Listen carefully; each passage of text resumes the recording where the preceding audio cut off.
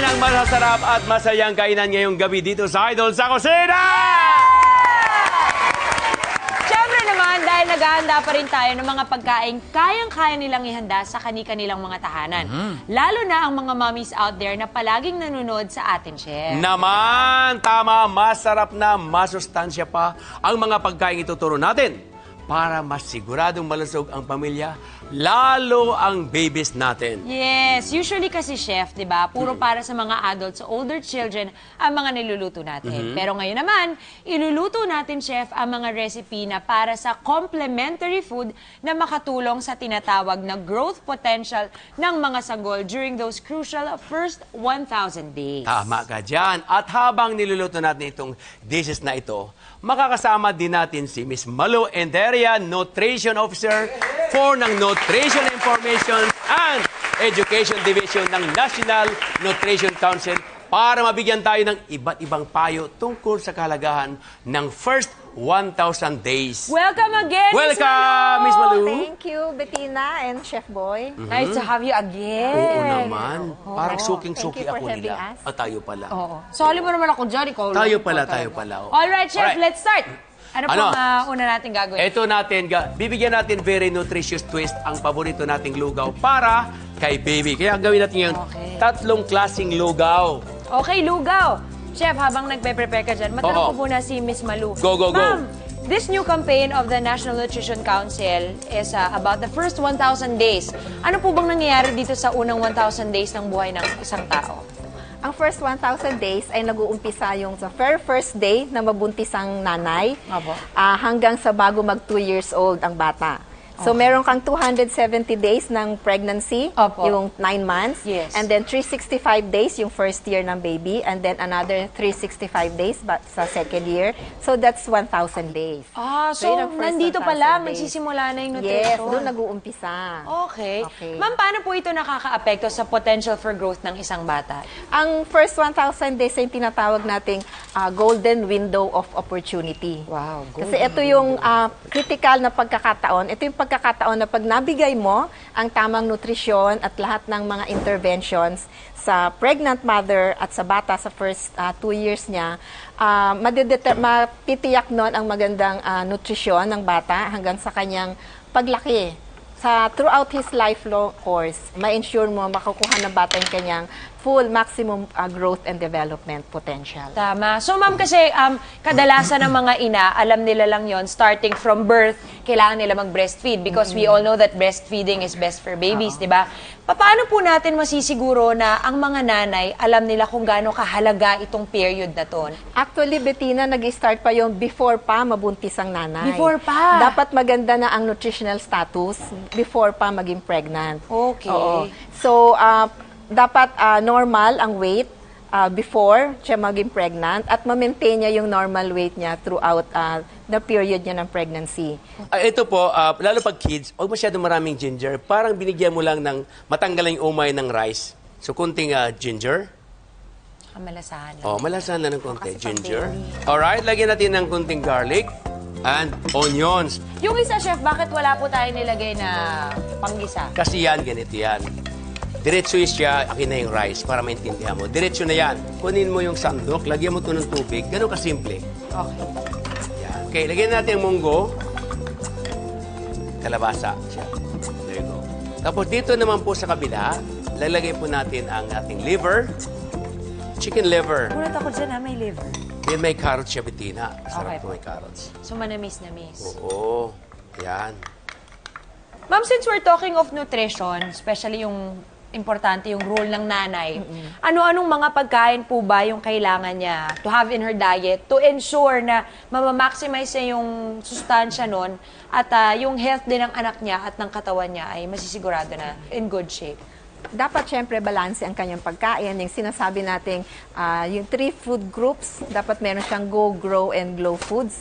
Pakita ko lang, ito Yes yung po. ating pinggang Pinoy para sa pregnant. Alam natin yan lahat, di Oo, ba? alam niyo Go, na yung grow, pinggang and Pinoy. glow. Oo. So, pareho din to sa adults. Same din lang naman ng pinggang Pinoy. Apo. So, meron kayong 4 food groups. three food groups, Go, Grow, and Glow. Kaya lang pagka pregnant, mas marami ang kanyang needs. Pero hindi natin sinasabing doble ang kanyang kakainin. Mas marami lang ng mga 300 calories per day. So, ito yung halimbawa sample menu. So, kung sa atin adults, 1 cup of rice lang, sa kanila, pag pregnant, may additional half cup. 1.5. Oo. Tapos mas malaki yung slice ng kanyang fish, yung slice ng chicken, 2 pieces. Wow. Yan. At tapos mas marami din yung Ang gulay. dami palang pagkain ng buntis. Oo, kasi nga, kailangan ma-meet niya yung needs din ng kanyang Opo, baby. dalawa sila. Oo. Pero hindi, yung iba kasi like sinasabi, I'm eating for 2. Yes! Kaya Sobra naman. sobra naman. Opo. Masama naman maging overweight. Oo. Hindi rin taman-tama. Kung susobrahan nyo, sa gulay na, sa good stuff na, Yes, di ba? oo. Kasi yung vitamins and minerals. Yes. Ma'am, bukod sa pagkain, may kailangan bang vitamins ang buntis? Minerals, yung iron, tsaka yung folic acid. Folic acid Oo, plus- for brain development. Yung folic acid kasi, ito yung pagkulang sa folate ang buntis, ito yung nagkakaroon ng anak na yung anencephaly, tinatawag, yung hindi kompleto yung development ng brain. Yes. Hindi nagsasara yung skull o yung sinatawag namang spina bifida. Opo. Yung kanyang spine hindi rin nagko-close. So yung bata hindi nakakatayo, hindi nakakalakad. So yun ang importance ng folic acid. Ma'am, for what age po ito? Since we are doing 3 kinds. Oo, yung may atay pwede na yan sa 7-8 older 7, na. 8, Oo. opo. Pagka 6 months pa lang talaga, yung lugaw pa lang muna. Yun ang unang-una natin ibibigay sa baby. At saka yung lugaw natin, dapat yung thick. Thick, Hindi yung runny, yung tumutulo. Opo. Oo. Dapat pag ginano mo yung kutsara, hindi siya mahuhulog. Ayun. Bakit ma'am ganun? Bakit po may difference sa consistency? Kasi pagka runny, puro tubig, konti lang ang energy nun, ang sustansya nun. Puro so, dapat tubig. thick, oo. So, Hindi pag-order siya- pala yun ang tayo ng test, lugaw sa thick labas, yun lugaw. din ang test. Oo. Hindi Thick. siya mahulog sa kutsara. Opo. Ma'am, ano po ang mga efforts ng National Nutrition Council para masiguro na well-educated ang mga ina pagdating dun sa first 1,000 days nga po ng buhay ng isisilang nila? Of course, patuloy yung ating advocacy for exclusive breastfeeding. Yes. Dahil yun ang optimum nutrition para sa Opo. bata. Exclusive breastfeeding for the first 6 months. And then, syempre, yung pagbibigay ng complementary food. Pag after ng 6 completed months ng baby. Hindi before, not after. Opo. So, tapos, syempre, ang DOH, nandiyan ang mga services, yung importanteng prenatal and postnatal services para sa mga buntis. Opo. Tapos, yung growth monitoring na ginagawa ng ating mga barangay nutrition scholar, minomonitor yung timbang ng mga bata, tinitimbang sila.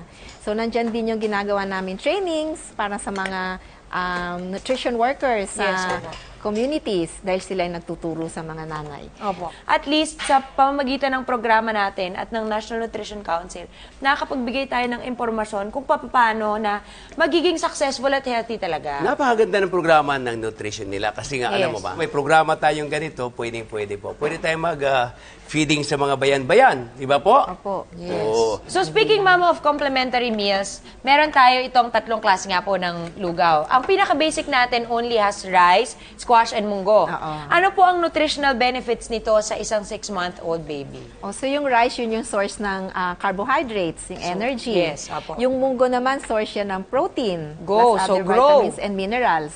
Tapos ano pa yung isa? Squash po. Squash. Glow. Syempre, glow. So yun ang vitamins and minerals, vitamin A. Opo. Yun. Go, grow, Go, glow. grow, glow. Okay. So, talagang- go, grow, glow talaga. Kailangan. Kailangan Go, go, go. kompleto sila. Kompleto. Dagdagan natin konti kasi medyo Kasi wala namang isang pagkain na Mabilis yan bibigay lumapot. lahat ng sustansya. Opo. Yan, Sabi malunggay. nila, Miracle vegetable. Yan nga palang recipe natin ay dinevelop ng Food and Agriculture Organization Okay. together with the Institute of Human Nutrition and Food ng UP Los Baños. Wow. Pwede na po? Ay, pwede yes. So, Magaling. luto na. Opo, luto na po. Kung baby ako, kakainin ko yan. Lalagyan natin ng itlog to sa ibabaw. Alright, ito na ang ating very nutritious lugaw trio. Masarap at masustansyang pagkain para sa malusog ng kinabukasan ng ating baby. Tama, wala tayong baby dito sa studio maliban sa akin. Wow! Pero, ipatikim na natin sa kanilang lahat yan, Chef Boy. B1, B2, serve na yan! One at a time. You first? You first, I'll be the one first. Dito ka sa gilid, diyan ka sa gitna. Mama Lo, this is all for you. Lahat yan. This is very good.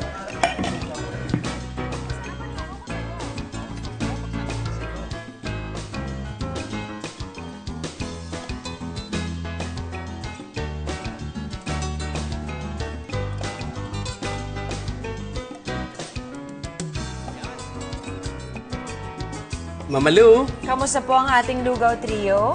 Aba, masarap. Kahit kukunti lang siya. Actually, ito isa walang asin, di ba? Opo. Pero masarap kasi yung carrots, matamis, tapos yung atay. Na talaga namang siksik sa sustansya. At ito yung talagang hindi nahuhulog sa kutsara. Ayun. Yung consistency niya. Ganyan siya Natsambahan dapat ko talaga. na naman. Oo, correct. Ito din, kasi meron siyang itlog. So, alam natin yung itlog, ito yung magandang protein. Mura na, masustansya pa. May malunggay pa. At may malunggay pa. So, go, grow, and glow. Check, Kompleto check, din. check. Check, check. Opo. Itong isa, ganun din. Munggo, rice, at saka Kalabasa. kalabasa. Go, grow, and glow din. Yeah. Perfect Nice. talaga for babies. Good job. Alright, I'm sure may enjoy ng mga baby ang ating lugaw trio.